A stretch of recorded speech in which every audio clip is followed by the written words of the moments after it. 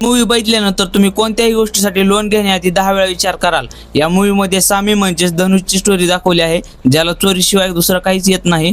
मग एक दिवस तो चोरीचं आयुष्य सोडून सेटल होण्याचा निर्णय घेतो। त्यानंतर तो वडिलांकडून पैसे घेण्यासाठी गावात येतो, पण तिथे आल्यावर त्याला कळतं की ज्या जमिनीवर तो आला आहे त्या जमिनीवर बँकवाल्यांनी त्याच्या वडिलांना मोठमोठी स्वप्न दाखवून लोनवर ट्रॅक्टर घेण्यासाठी भाग पाडला आहे। सगळीकडे 6-7 महिन्यांपासून वार चालू असल्यामुळे डिझेलचे भाव खूप वाढले आहेत आणि ट्रॅक्टर घरातच उभा आहे आणि बँकवाल्यांनी हेच काम पूर्ण गावासोबत केला आहे।